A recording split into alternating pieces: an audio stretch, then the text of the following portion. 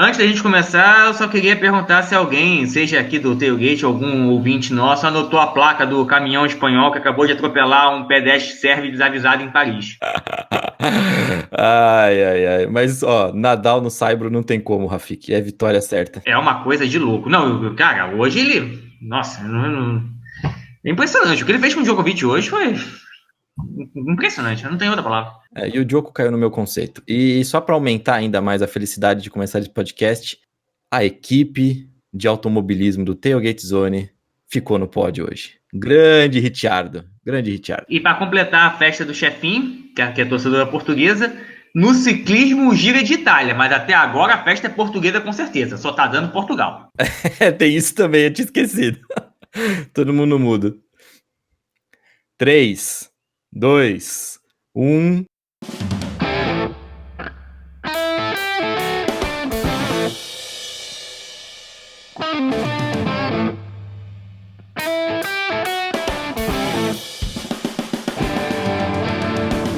Fala, seus automóveis, continua tudo quarentenado com vocês?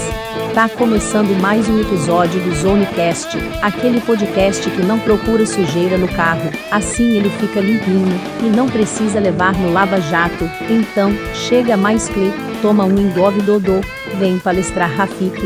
E bem-vindo de volta, Matoca. Bom dia, boa tarde, boa noite. Para você que está chegando agora, meu nome é Felipe Clemente e está começando mais um episódio desse já consagrado podcast do Tailgate Zone, o Zonecast. Ao meu lado, fala, Dodô, meu querido. Fala, meu querido, beleza? Seguindo o protocolo, antes de mais nada, nos sigam nas nossas redes sociais, Facebook, Instagram e Twitter. O Twitter é um pouquinho diferente, TailgateZone_BR. E além disso, você nos vê e nos ouve no YouTube. Você também encontra esse podcast nas principais plataformas, então confere tudo isso. Você queria acrescentar um negócio também, né, Dodô? Falando uma discussão que teve essa semana sobre Rubinho, Emerson, Nelson e Ayrton, né? Isso mais pro Henrique, né? O Henrique disse que seria interessante que o Rubinho e o Barrichello tivesse o nome alterado para algo parecido com Ayrton ou Emerson, ter um on no final para ele finalmente dar certo. Aí eu sugeri que mudasse o nome do Schumacher, né, para Michael de Souza, para ver se dava uma força também e manter o Rubinho com o Barrichello, acho que é mais fácil. Ai, meu Deus. Boa tarde, Rafik. Como vai, meu querido? Opa, meu povo, boa tarde. Um dia agradável aqui no Rio de Janeiro. E eu já aviso preliminarmente. Não fui eu que fiz a pauta dessa semana do Tailgate, porque quem fez a pauta tá pedindo pra eu palestrar do início ao fim. Boa tarde, Matoca. Como vai, Barbacena, e como vai você? E aí, pessoal, tudo tranquilo? Barbacena, graças a Deus, tá frio. Podia ficar assim até março do ano que vem, embora eu saiba que não vai ficar. E estamos de volta aí depois de algumas semanas sumido. Ainda bem, umas 3 semanas sumido já. Estava com saudade de ouvir a sua bela voz mineira. Bom, então vamos tocar, né? Porque vai ter tanta palestra do Rafik que a gente vai ter que tocar mesmo, porque senão o negócio aqui vai até 3 horas da manhã.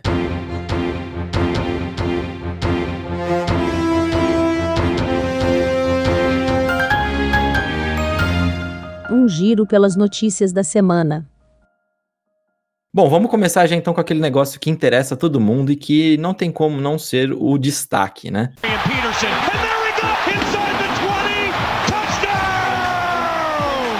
Covid! Oh, que beleza, que novidade. Covid na NFL. Essa semana acabamos de ter, né? Jogo cancelado dos Pets.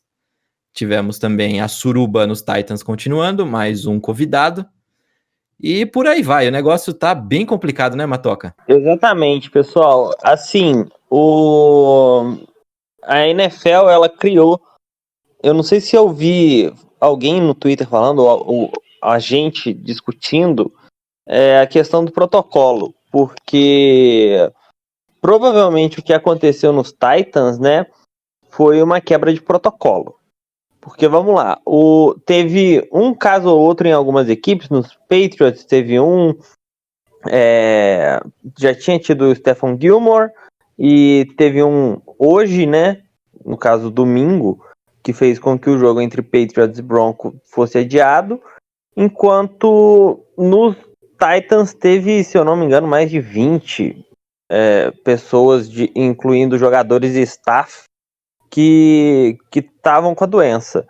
Ou seja, quebra de protocolo, porque se as outras equipes têm um ou outro, beleza, pode ser que às vezes algum caso de algum equipamento que não foi limpo direito, às vezes alguma pessoa de algum hotel que estava e acabou passando para os outros.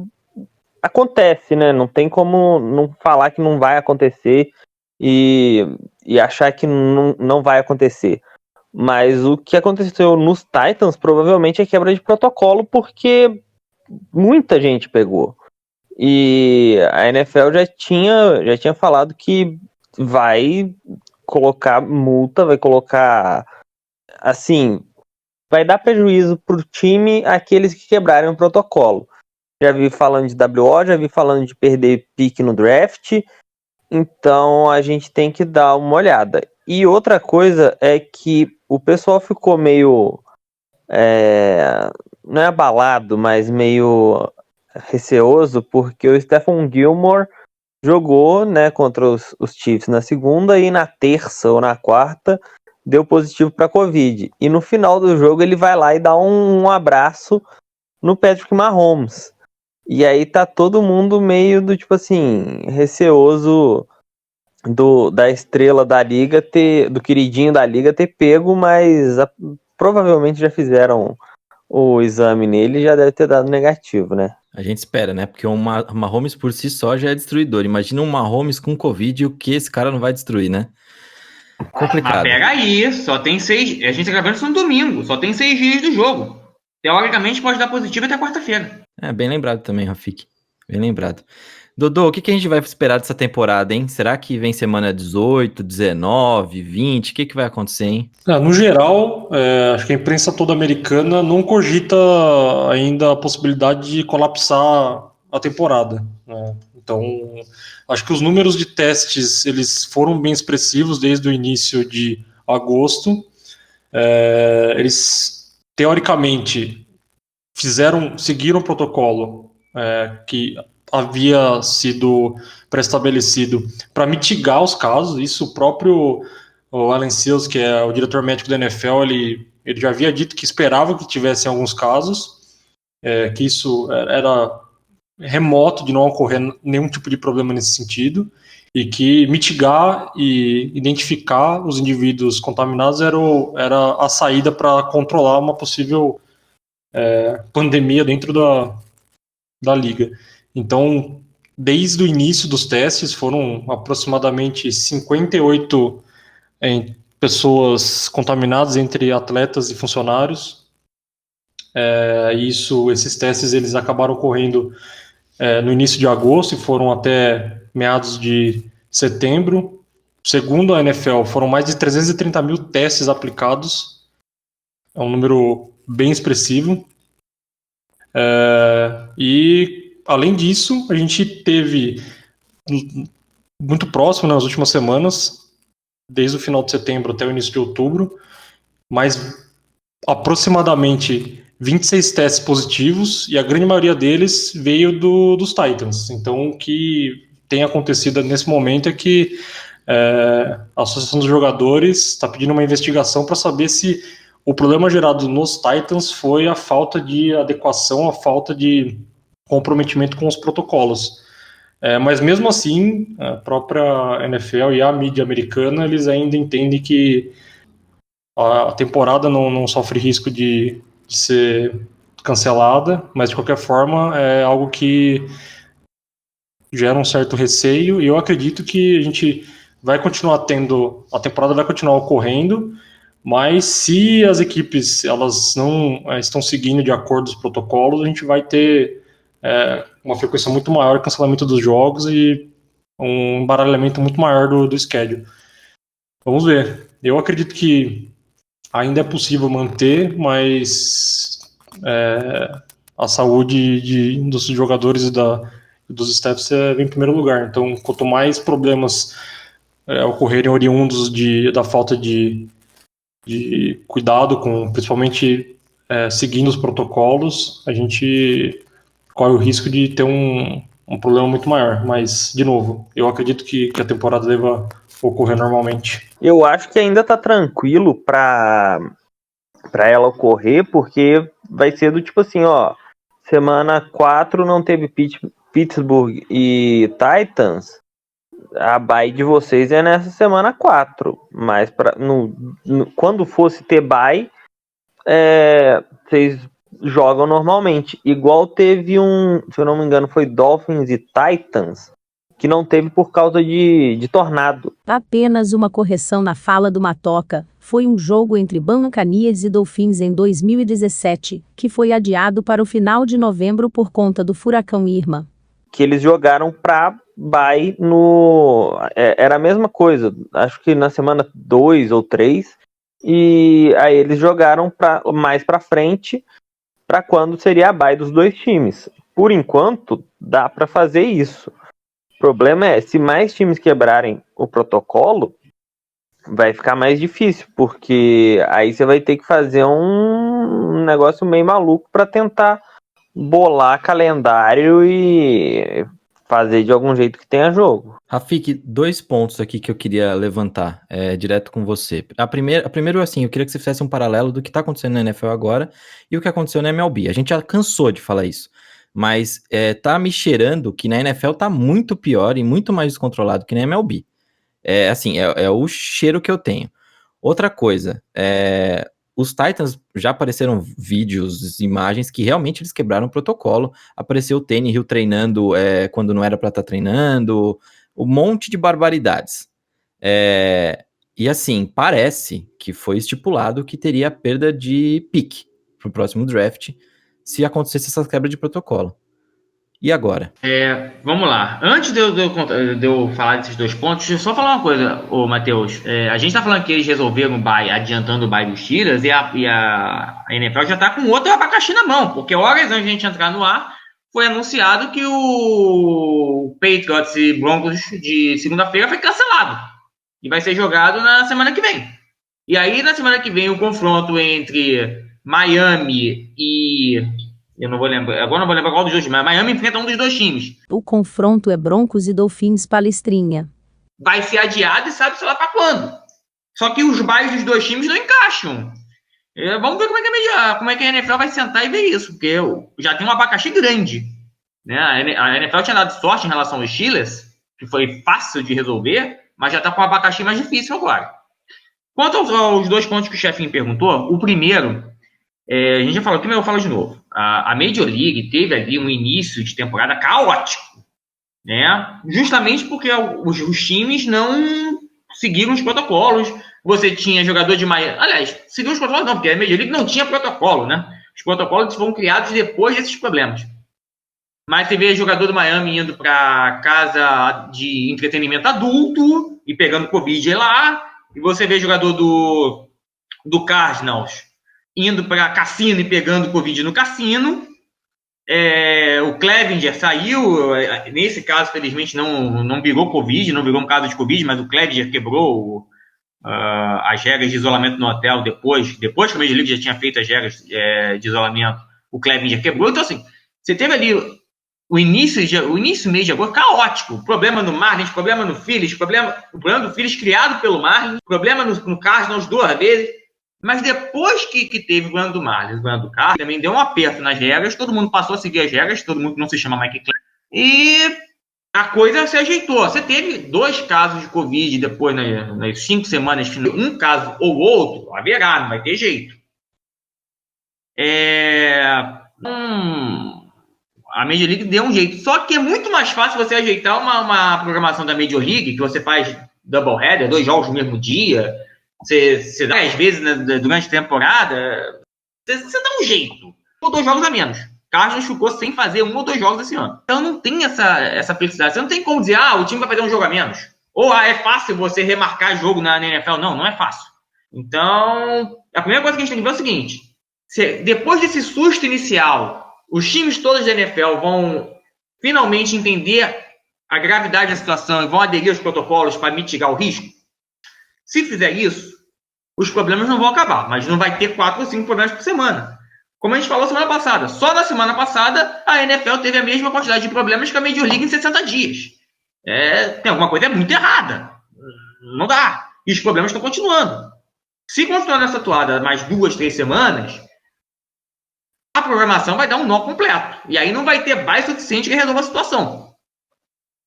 Então a NFL tá no beco sem saída. Se a NFL não começar a fazer a forçar mais os times a seguirem o protocolo, vai ficar difícil. E claro, nesse caso, o Titans tem que perder a pique. A NFL não ameaçou? Se ela fizer a ameaça e não cumprir a ameaça, ela vai passar como cão que ladra não morde. E ninguém mais vai prestar atenção no que o Goodell fala. Então agora que ele ameaçou, ele tem que cumprir em relação ao Titans. Porque senão ele não vai cumprir, todos os times vão dizer, se o Titans não foi punido, eu também não vou ser punido, eu vou continuar quebrando as regras. E isso vai virar uma bola de neve. O problema é que a gente sabe que o Goodell tem fama de longo prazo de ser aquele cão que só ladra contra a mosquinha, né? Você pega um cão do mesmo tamanho, ele fica calado e se esconde na casinha dele, né? Então, vamos ver. Por outro lado, o Goodell também está assim, numa sinuca de bico. Eu tenho certeza que ele não quer dar essa punição que ele falou que ia dar pro Titans. Mas o Steelers está tão irado, que está pressionando o Goodell dia sim, outro também. Agora já até virou uma questão política dentro da liga. E vai ser interessante ver os próximos capítulos. Eu não posso falar aqui agora, a gente vai ter que esperar os desdobramentos. Quem sabe a gente fala mais semana que vem. Esse Titans aí tá ficando cada vez mais, já era, né, porque pelos jogadores, mas tá cada vez mais ficando com cara de Patriots.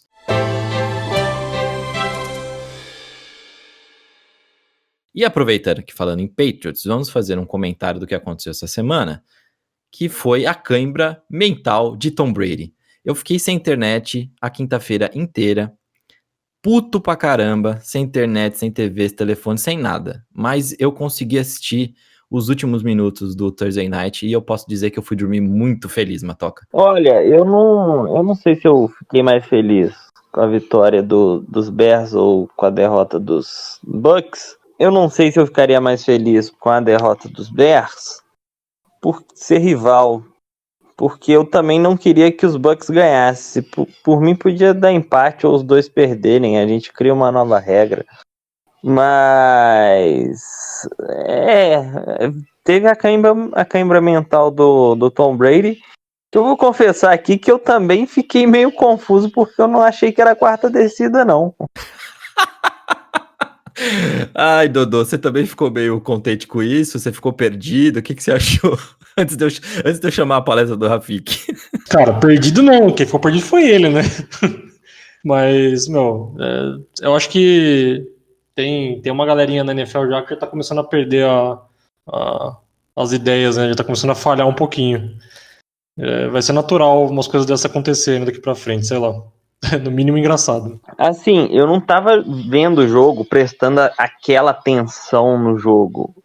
E aí, quando deu a quarta descida, eu virei e falei, mas já é quarta descida? Eu até voltei o vídeo. Falei, realmente é a quarta descida. Só que a diferença eu não sou o quarterback titular daquela equipe, né? Eu não preciso realmente saber se era a quarta descida ou não, diferentemente de Tom Brady. É isso. E aí, Rafik, me diga, você já falou sobre isso, mas eu acho que é digno. Eu não vou palestrar, porque eu vou guardar minha saliva para os próximos assuntos, que eu vou palestrar ainda mais. Mas assim, o que eu vou dizer é o seguinte, eu avisei de novo, gente. É só vocês irem, para não dizer que eu tô mentindo. Vai ao minuto 54 do episódio 32 desse Zonecast. Ali eu dei os relatos de 2 campeões mundiais de xadrez que falaram quanto que a idade afetou a eles no raciocínio e na memória. Foi exatamente o que eles falaram e eu relatei naquele podcast a partir do minuto 54 o que aconteceu com o Brady. Por um acaso o assunto lá era o Drew Brees, mas eu já tinha avisado que o que eu estava falando pro Brees também valeria pro Brady. Eu avisei ali no minuto 54. Então, vamos lá no Zonecast, episódio 32, bota no minuto 54 e me escuta. É só isso que eu vou dizer, eu não vou repetir o que eu falei ali. É isso. Ao mesmo tempo, o Drew Brees também já tá apresentando uns sinais complicados, né, Dudu? É chato ver essa era indo embora, né? Ah, demais, né? E muito bem pontuado pelo Rafik, não é só uma questão física, né? Acho que alguns atletas podem ser afetados psicologicamente também, no cansaço e a idade deteriora tudo, né? E realmente é muito triste, cara, ver dois caras assim tão icônicos com a possibilidade de terminar fazendo uns papelões desses aí. Bom, esperemos que até o final da temporada eles funcionem de acordo, mas por enquanto a chance de acontecer bizarrice é muito grande. Mas enquanto isso, né, Matoca, temos Aaron Rodgers aos seus 36, 37, já nem lembro mais, dando entrevista para Pat McAfee falando que a temporada ruim dele é a boa de muitos quarterbacks. Isso daí vai também naquilo. O Rafik falou que tem que recuperar o que ele falou, e aí eu vou falar um negócio que eu já tinha falado antes. O Aaron Rodgers, essa temporada, ia ou jogar na má vontade ou jogar a nível de MVP. E ele só não é o mais cotado para MVP hoje porque o Russell Wilson tem toda a campanha para ele e também porque ele está jogando muito. Mas não deixa de ser verdade. O Aaron Rodgers virou e falou: eu acho engraçado que o pessoal fala de quando eu tô mal em alguns anos, e esses anos que eu tô mal é tipo assim, o ano da carreira de alguns quarterbacks. O que realmente é verdade, porque, beleza, a gente espera muito dele, mas ele entrega, né? E sem o wide receiver, o Rodgers transformou os dois running backs dele em wide receivers. Principalmente o Jamal Williams, né, nesse último jogo deles. Mas beleza, o assunto era câimbra mental do Brady, a gente desviou um pouquinho. Então, vamos mudar já, vamos para os próximos assuntos desse podcast. Paulinha, chama a vinheta para nós. Deals. And Bonds hit from high. Hits it deep. It is out of here. Bom, Rafik, agora sim começa uma palestra pesada e grande e vamos falar sobre Suprema Corte rejeitando as preliminares da MLB e a ação dos minors players pela ilegalidade dos salários abaixo do mínimo nas minors leagues. É isso, chefinho. Essa semana a Suprema Corte rejeitou o recurso da Major League para ou tirar delas o status de ação de classe trabalhista. Basicamente, o que é essa ação? Os jogadores do estado da Califórnia, que depois se juntaram a eles, jogadores do Arizona e da Flórida, justamente reclamando dos salários baixos da Minor League Baseball. Para quem não sabe, os jogadores de Minor League, aqueles jogadores que não estão na Major League, estão nas divisões inferiores, né, naquelas ligas de desenvolvimento, são os únicos trabalhadores de todos os Estados Unidos que, por lei, podem receber o salário abaixo do mínimo. É isso mesmo. A lei de salário mínimo dos Estados Unidos tem lá um parágrafo, um artigo que diz: os jogadores de minor leagues não entram nessa lei. Acreditem se quiser, é verdade. E há quem reclame que essa lei é inconstitucional. É uma discussão antiga, mas que nunca prosperou na justiça. Mas a Constituição, para quem não tem direito, a Constituição é móvel e a interpretação da Constituição pode variar às vezes, por mais que os conservadores odeiem essa mutação constitucional. E agora começa a surgir um movimento de que para finalmente criar a inconstitucionalidade desse artigo que excluiu os jogadores de minor league da lei de salário mínimo. Obviamente a lei inicialmente virou uma lei de classe trabalhista, ou uma ação coletiva trabalhista, tentando traduzir para o português. Ou melhor, o direito brasileiro. Uma ação coletiva trabalhista, que é uma ação que tem uma lei específica, da época ainda do Franklin Delano Roosevelt, que eu já falei no podcast especial de futebol americano universitário sobre ela aqui. E se ela entra com uma ação de classe trabalhista, ela dá um poder maior e uma celeridade maior a esse julgamento e favorece aos jogadores da Minor League. E a Major League, obviamente, estava tentando bloquear esse caminho. A Suprema Corte rejeitou o recurso da Major League nesse ponto, e a ação vai continuar em tribunais inferiores, ou seja, mais rápido, e como uma ação coletiva trabalhista, que tem um trâmite mais rápido. Ou seja, essa decisão não vai demorar muito, não. É possível que a gente já tenha aí um julgamento dessa ação ano que vem. Lembra que nós já estamos em outubro, né? O ano que vem não está tão longe assim. Então, é uma grande vitória, apenas ainda uma vitória, digamos assim, procedimental, uma vitória processual, porém essa ação corre na Califórnia e a gente sabe que, de modo geral, os juízes da Califórnia são bem liberais, a chance deles a favor dos jogadores de minor league é bem grande e isso vai aumentar, como se já não bastasse, vai aumentar ainda mais a pressão dos times da Major League para diminuir a quantidade de times de Minor League. Afinal de contas, a partir do momento que os jogadores de Minor League vão receber o salário mínimo, vai aumentar os custos dos times da Major League, e justamente no ano que eles sofreram um baque enorme na receita por causa da Covid e a proibição de fãs nos estádios.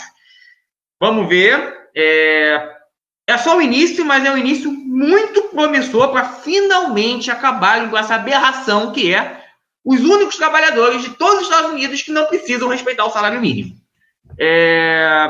Espero eu que eles tenham êxito na ação, porque é um absurdo que eu tenho certeza que no Brasil isso nunca ocorreria. No Brasil, qualquer juiz de primeira instância rapidamente daria inconstitucional e o Supremo Tribunal ia confirmar, eliminar, e isso não ia acontecer. Coisas dos Estados Unidos, né? Afinal de contas, se lá também é a terra das oportunidades, a justiça americana nunca foi considerada a coisa mais justa do mundo. E não é à toa, porque o sistema europeu é muito mais justo e muito mais... Não é nem democrático, mas ele não deixa que o poder financeiro desequilibre tanto os dois lados como permite nos Estados Unidos. Nos Estados Unidos, se você tem dinheiro, você praticamente fica quilômetros à frente do seu adversário na ação, caso ele não tenha dinheiro. Bom, e aproveitando já essa última frase do Rafik, é bem isso que ele falou, tá no comecinho, bom, tá no meio, se você quiser ler o livro do Robert Reich ou ver o documentário do Saving Capitalism, então é bem isso mesmo, a grana manda tudo.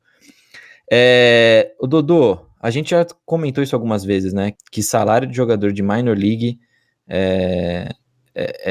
é nível de miséria nos Estados Unidos, né? Os caras recebem muito pouco, é vergonhoso. Será uma baita de uma vitória se isso for para frente. É gigantesco, né? A gente chegou a fazer uma avaliação até que profunda sobre esse assunto, acho que uma contribuição de todo mundo, a gente ficou batendo papo bastante tempo sobre isso, fazendo algumas correlações com o custo de vida nos Estados Unidos, etc., incluindo jogadores bons, né, que teriam condições de jogar na MLB e mesmo assim eles não conseguem chegar até lá, e seguem a vida ganhando salário que é extremamente baixo e às vezes vivem em condições totalmente precárias, né? Apesar de ter em detrimento a outras pessoas nos Estados Unidos que ganham bem menos que isso ainda, mas ainda ganham muito pouco, né? Então é um assunto bem abrangente.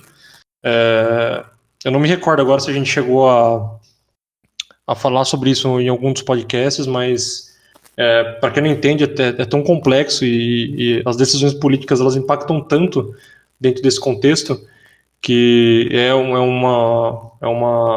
um assunto bem, bem longo, assim, que pode ser discutido amplamente, e por mais que você não goste de correlacionar política com esporte, esse é um dos casos que é nítido e é extremamente simples de você apontar as falhas e o impacto negativo que uma decisão política pode ter, principalmente no esporte, que enfim, as minors elas contribuem bastante com a MLB, então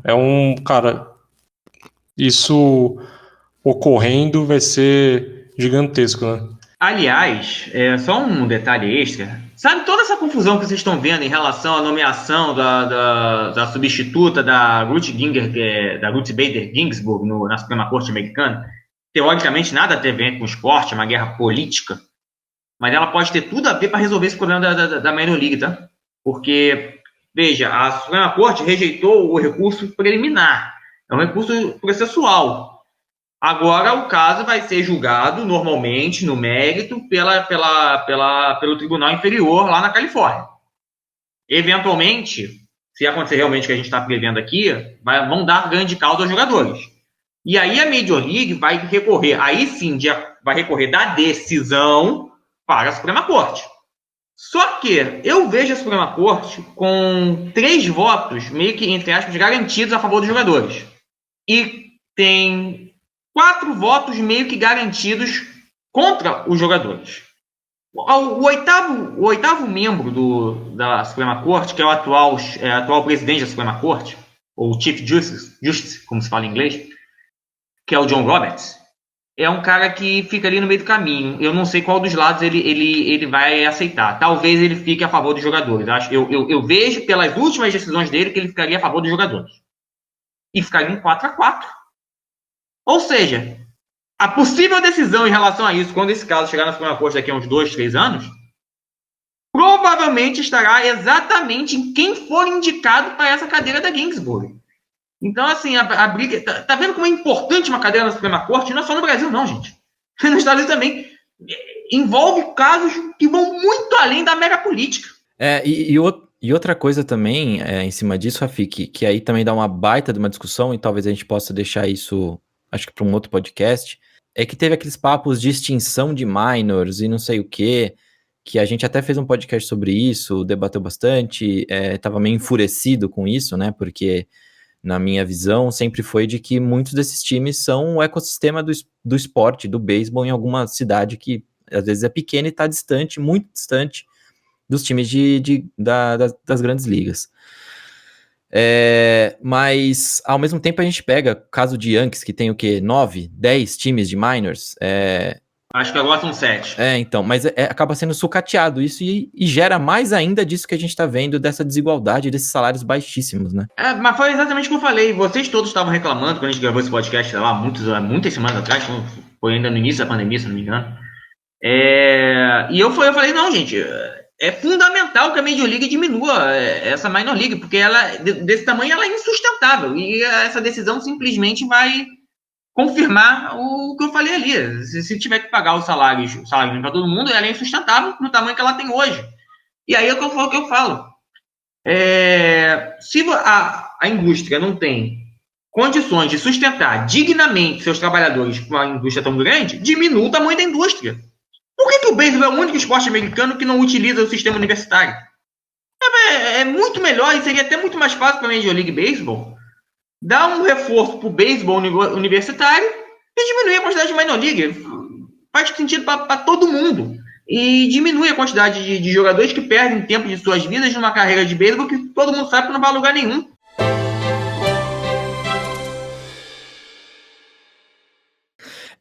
Só pra gente fechar a MLB então, Rafik, tem aquela pequena nota que eu queria que você falasse pra gente da fuga de cérebros e da falta de diversidade nos front offices da MLB, que foram 2 matérias muito boas, uma da CBS e outra do The Athletic. Eu li a da CBS, que inclusive eu que botei no grupo do Tailgate e gerou essa pauta.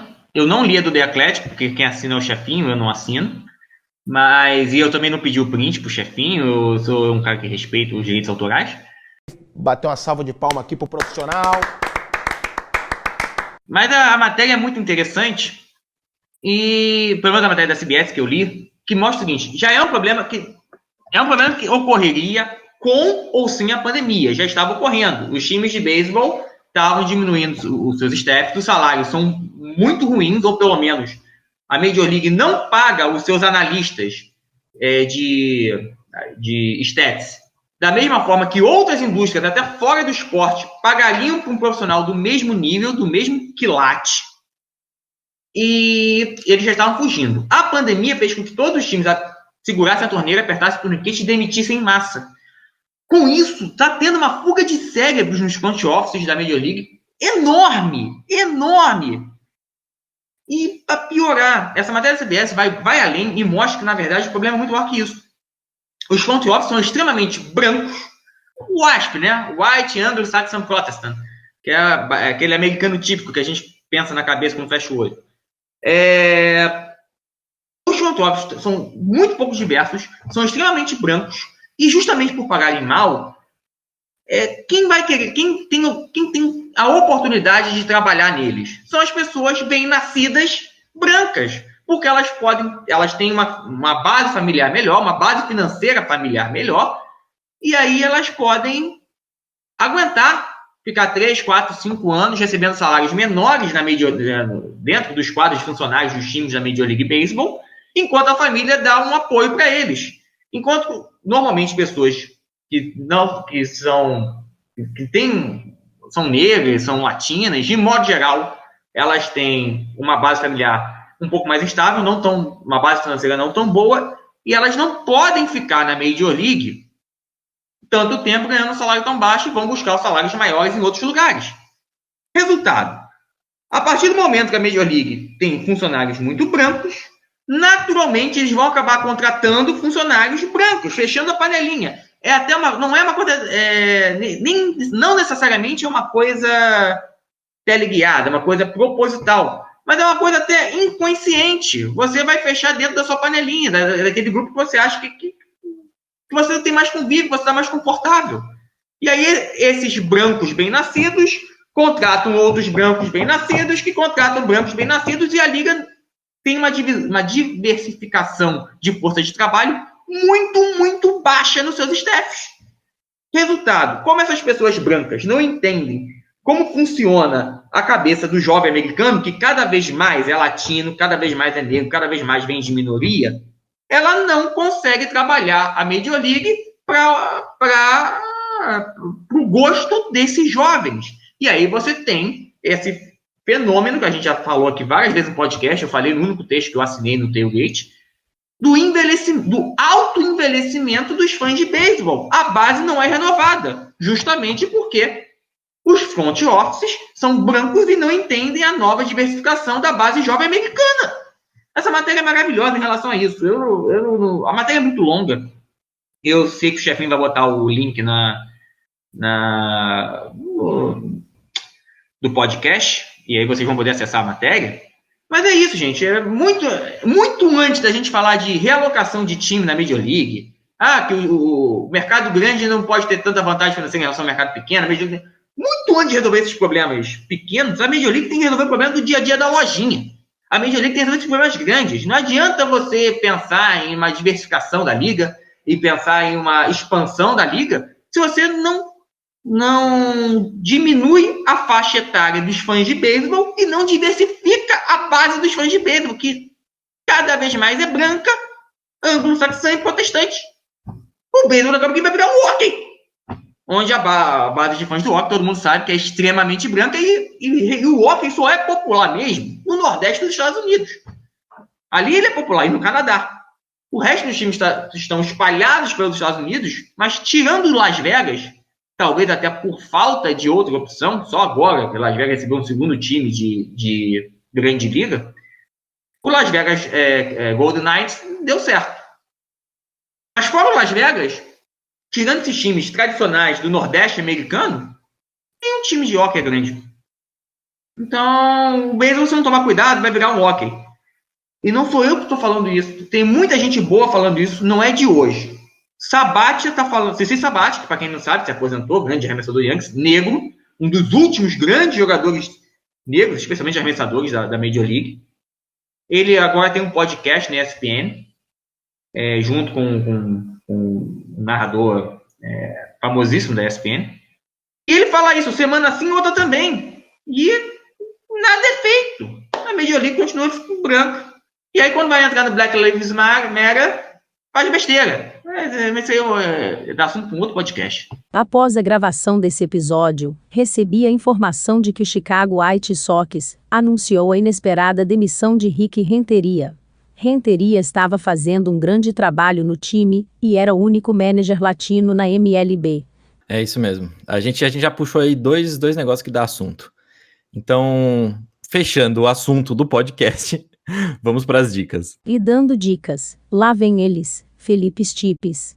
Bom, Matoca, você que tá quietinho aí já tem muito tempo, vou começar por você. Dá sua dica, por favor. Então, pessoal, minha dica vai ser meio repetida, mas é porque eu vi o último episódio essa semana, e é a segunda temporada de The Boys, a série que tá fazendo muito sucesso e tá, tipo assim, botando até, não em risco, né, mas aumentando a audiência do Prime Video em relação à Netflix. E, bem, você não gosta de série de super-herói? Pode assistir, não é basicamente de super-herói. Tem algumas partes, que eu não vou dar spoiler aqui, mas tem algumas partes que são muito sutis, que mostram basicamente aquilo que é o mundo, sobretudo os Estados Unidos hoje.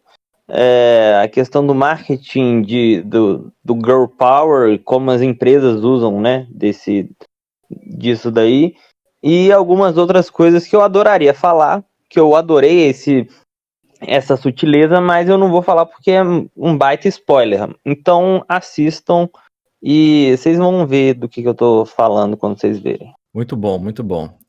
Rafiki, sua dica então, por favor. Bom, a minha dica é com um pouco de tristeza. Nessa última sexta-feira, o maior time de beisebol, do beisebol mundial perdeu o seu maior arremessador de sua história, né? Whitey Ford nos deixou, acho que aos 91 anos, se não me engano. Para quem não sabe, o Whitey Ford foi tranquilamente o maior arremessador da história do Yankees. Ganhou 6 World Series, foi All-Star mais de 10 vezes, foi Cy Young de 61, etc. Eu queria muito indicar um filme sobre a carreira e a vida do Whitey Ford, mas para eu indicar um filme sobre isso, ele deveria existir. Infelizmente, ele não existe, é um buraco que tem aí na filmografia americana.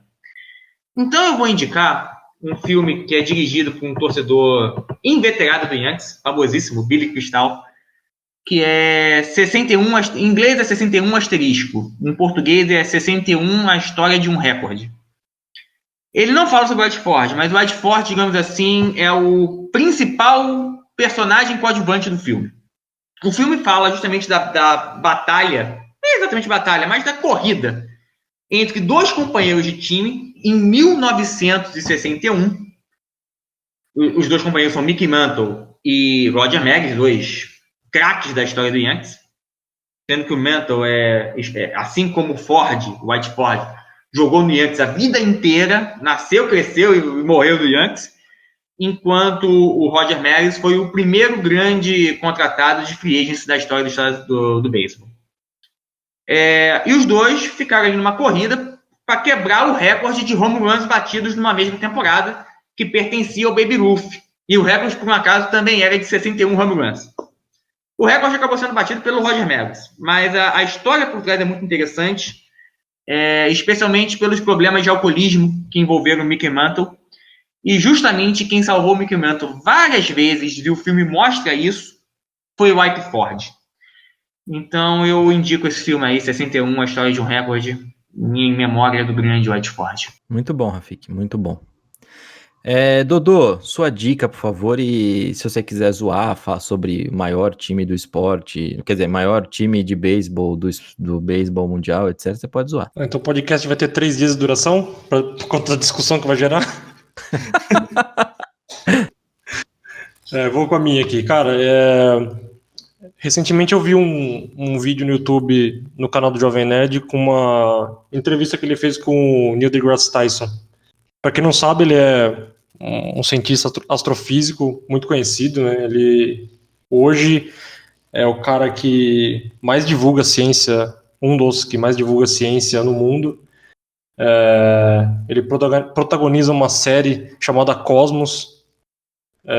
Essa série ela é um remake de uma série também protagonizada por outro cara incrível, que também divulgava muito a ciência, que é o Carl Sagan, lá na década de 80.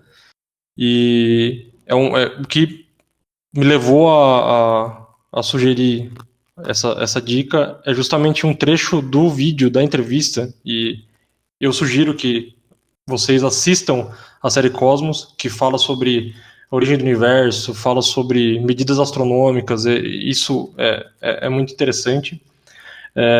E também indico que vocês assistam essa entrevista com o Jovem Nerd no canal deles no YouTube.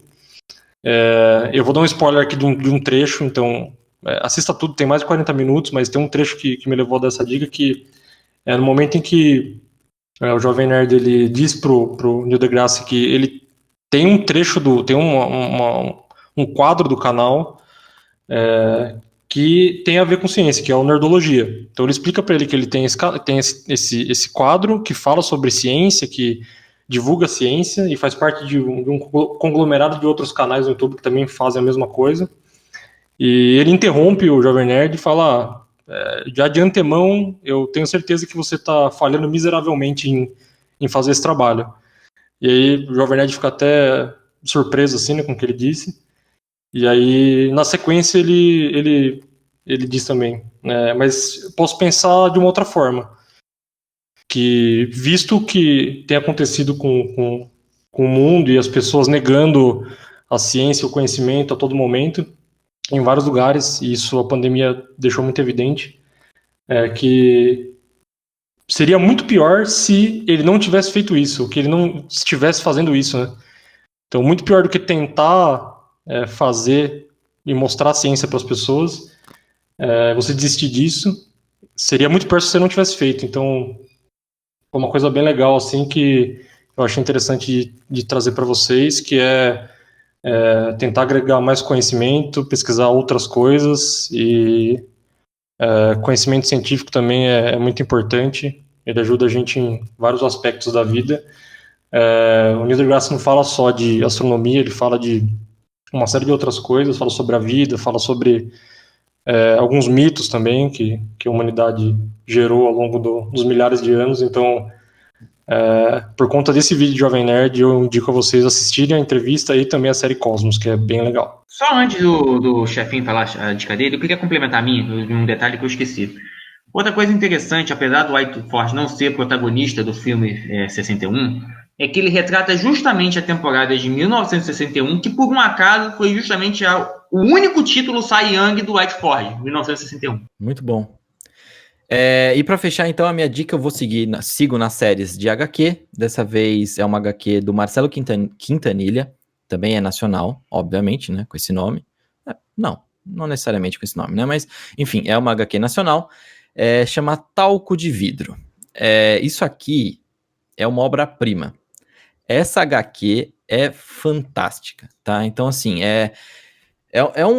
primeiro que, assim, ele mistura os diálogos, as caixinhas, os balãozinhos de fala com pensamentos dele. Então, assim, é um negócio fantástico. Aí já você vai entrando na história de uma forma bem diferente. E, bom, o que conta, né? É um thriller psicológico. Então, você vai viajar na cabeça de uma moça chamada Rosângela, que mora em Niterói, de uma família muito abastada, e você vai ver como a mente dela, onde ela vai se afundando com a mente dela. É um negócio sensacional. Essa HQ é muito boa, vale cada centavo dela, ou então pede emprestado pro seu amigo que tenha, e por aí vai. Aliás, obrigado, Zara, novamente, por emprestar as HQs. E é isso. Meus queridos, foi muito bom estar com vocês, foi muito bom conversar com vocês, e aquele efusivo abraço, e vamos ver, né, Fel? Um abraço a todos. Hoje vocês me ouviram bastante, mas a culpa não é minha. Eu repito que não fui eu que fiz a pauta. Um abraço a todo mundo, fiquem bem, é isso aí, só fiquem bem e façam coisas que te deixem bem. Um abraço. Maravilhoso, Matoca, maravilhoso. Valeu, senhores, vencemos mais um, como sempre. Bebam água e bebam cerveja, porque também tem água. E é isso. Valeu, galera. Até semana que vem. Vamos beber e vamos assistir NFL. Falou. Falou. É isso aí, seus automóvel. Acabou mais um episódio do Zonecast. Você vê que o ano precisa ser esquecido, quando Tom Brady perde a contagem das descidas. Tá fácil não, minha gente, tá fácil não. Mas pelo menos agora, acabou a corrupção no nosso país, e estamos prontos para decolar. O ruim é saber para onde estamos indo. Enfim, vamos continuar aproveitando os esportes mesmo, e tomando a boa e velha água, que o Dodô tanto fala, só assim para seguir os nossos dias. Semana que vem tem mais, e, enquanto a vacina não chega, toquem-os de luz no cotovelo de vocês.